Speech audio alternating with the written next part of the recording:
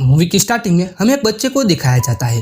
तो बच्चा एक घोड़े को काबू करने की कोशिश करता है, लेकिन काफी कोशिश करने के बाद भी वो घोड़ा उसके काबू में नहीं आ रहा था। तो बच्चा उस घोड़े को गोली मार देता है। फिल्म में हमें कुछ सालों बाद का सीन दिखाया जाता है, जहाँ सोन नाम के एक आदमी को हम देख सकते हैं, जो फोटोग्राफिक्स के करियर में काफी स्ट्रगल कर रहा था। सोन यहाँ का इमिग्रेंट है, जो ग्रीन कार्ड लेकर यहाँ रह रहा था। सोन का किसी रैनी नाम की एक लड़की के साथ अफेयर था, जो उसे बहुत ही ज्यादा प्रेम करती थी। सोन रैनी की भी कुछ फोटोग्राफिक्स क्लिक करता है। उनमें से कुछ फोटो ऐसी भी होती है जो काफी प्राइवेट होती है। रैनी उस फोटो को डिलीट करने के लिए बोलती है, लेकिन सोन बताता है कि वो उन फोटो में काफी सुंदर लग रही है, जिससे सोन उस फोटो को डिलीट करने से मना कर देता है। रैनी उसके जवाब में कहती है कि यह फोटो केवल तुम्हारे के लिए है, ये फोटो तुम अपने किसी भी दोस्त को नहीं बताओगे। इसके बाद वो दोनों इंटीमेट होते हैं। सोन अपनी कार की डिक्की खोलता है, जिसमें बहुत सारे कीमती सामान होता है, जिसमें से वो एक रिंग लेता है। वो उस रिंग को एक बॉक्स में डाल देता है। वहाँ से सोन अपनी माँ को मिलने जाता है। यहाँ पर सोन की माँ का बर्थडे होता है। सोन वो रिंग अपनी माँ को दे देता है। वो रिंग देखकर सोन की माँ बहुत ही ज्यादा खुश हो जाती है। कुछ वक्त के बाद सोन वहाँ से चला जाता है। सोन फोटोग्राफिक्स के अलावा होटल के बाहर कार पार्किंग की जॉब भी करता होता है, जिसमें उसका साथी डायरेक्ट भी होता है। दरअसल वो कार पार्किंग के बहाने कार ओनर की कार लेकर उसके घर जाकर छोटी मोटी चोरी करते थे। उनमें से एक होटल के बाहर रहकर कार ओनर की खबर रखने के लिए होटल के बाहर खड़ा रहता था, ताकि वो दूसरे बंदे को जल्दी से होटल वापस बुला सके। उन दोनों में से कार ओनर के घर जाकर छोटी मोटी चोरियां करते थे, जिससे घर के ओनर को पता भी ना चला कि उसके घर से कुछ वस्तुएं गायब हुई है। यानी कि ये दोनों छोटे मोटे चोर थे। कुछ दिनों के बाद वहाँ काल नाम का एक आदमी आता है। यहाँ पर सोन उस कार ओनर की कार लेकर उसके घर पहुंच जाता है। सोन देखता है कि वो घर काफी बड़ा था, लेकिन खाली था। सोन वहाँ कुछ ढूंढता है, जहाँ उसको एक क्रेडिट कार्ड मिलता है, जो आज ही कुरियर से आया था। उसके बाद सोन कार के बेडरूम में जाकर उसके फोन से उस कार को एक्टिवेट करा देता है।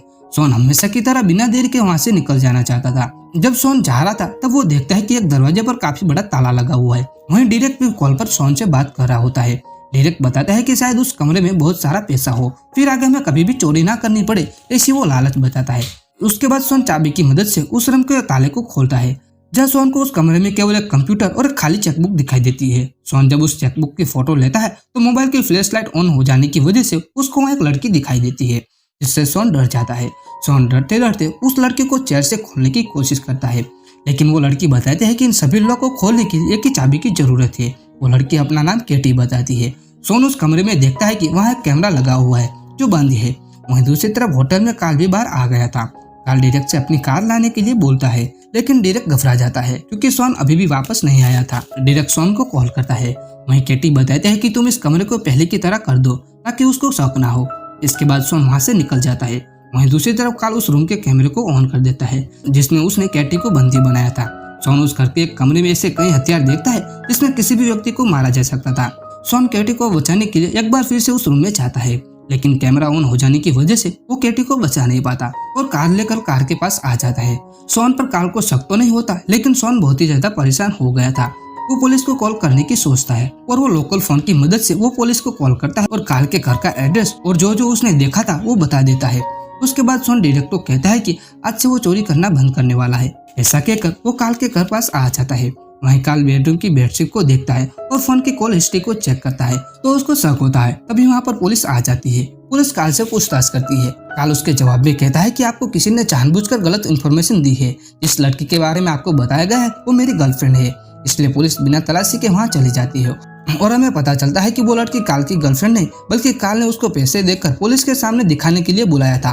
काल को शक हो जाता है कि उसके ऊपर कोई नजर रख रहा है, इसलिए काल लेकर वहाँ से चला जाता है। अब घर में केवल वो लड़की केटी और बाहर कार में खड़ा सोन ही था। कुछ वक्त बाद सोन को पता चलता है कि उस घर का विंडो खुला था, जिसके जरिए सोन और डायरेक्ट उस घर के अंदर आ जाते हैं। वहीं दूसरे सीन में हमें काल को किसी से फोन पर बात करते दिखाया जाता है, जो पुलिस से बात कर रहा होता है। वो बताता है कि उसके पड़ोसी के घर में चोर घुसा है।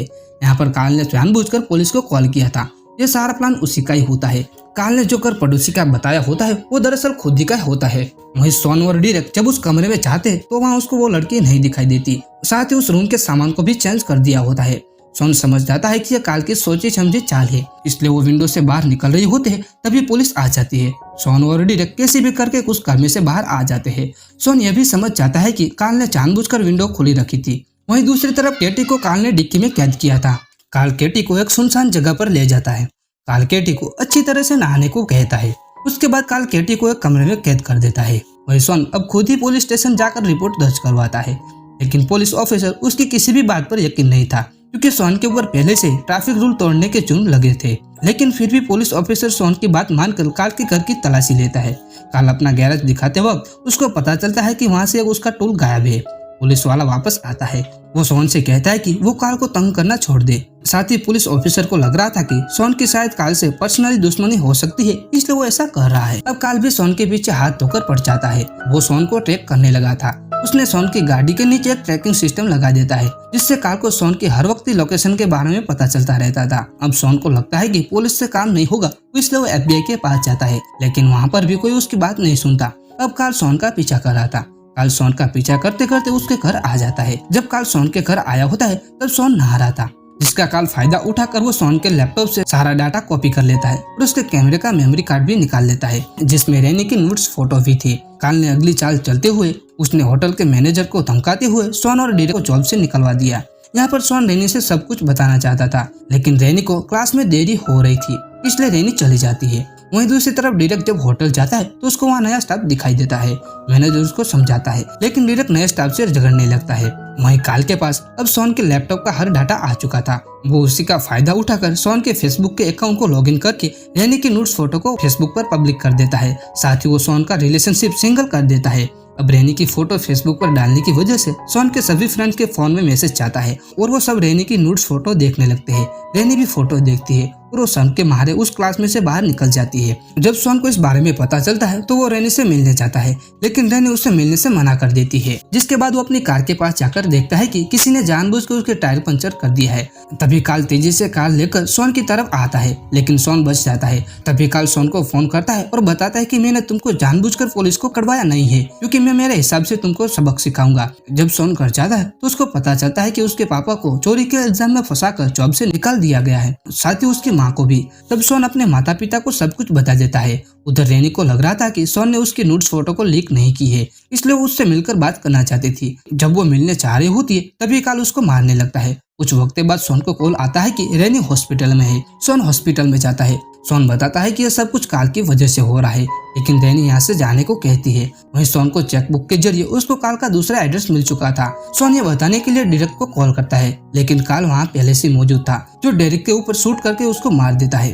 डेरिक की लाश को ऐसे सेट करता है जिसे उसने सुसाइड किया हो। सोन वीडियो कॉल करता है, लेकिन वो वीडियो कॉल कार्ल उठाता है।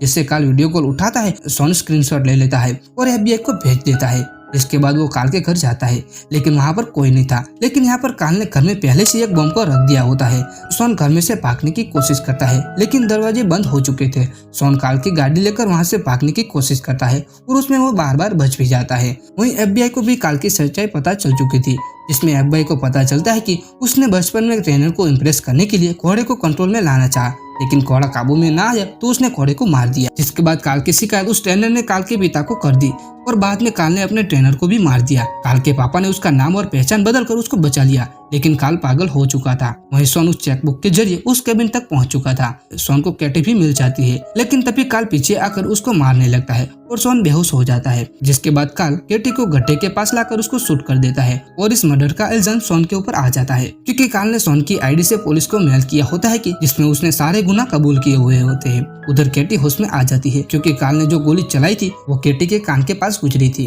वो उस गड्ढे में से बाहर निकलने की कोशिश कर रही होती है। कैटी उस गड्ढे में से बाहर निकलने में सफल हो जाती है। सोन यह देखकर खुश होता है। कैटी पीछे से आकर कार्ल को मारती है। सोन और कैटी वहाँ से भागने लगते हैं। एक समय जब कार्ल कैटी को शूट करने वाला होता है, तब सोन पीछे से आकर उस पर हमला कर देता है। उस वक्त बाद वहाँ पुलिस आ जाती है तो उनको कैटी और सोन दोनों मिल जाते हैं। जब कैटी कैबिन में जाती है तो वहाँ उसको कार्ल दिखाई देता है, जो उसी की तरह बंधा हुआ था। और इसी के साथ यह मूवी की कहानी यहाँ पर खत्म होती है। अगर वीडियो अच्छा लगा तो वीडियो को लाइक करें और हमारी बॉलीवुड प्रेजेंटिंग यूट्यूब चैनल को जरूर सब्सक्राइब करें। Thank you for watching.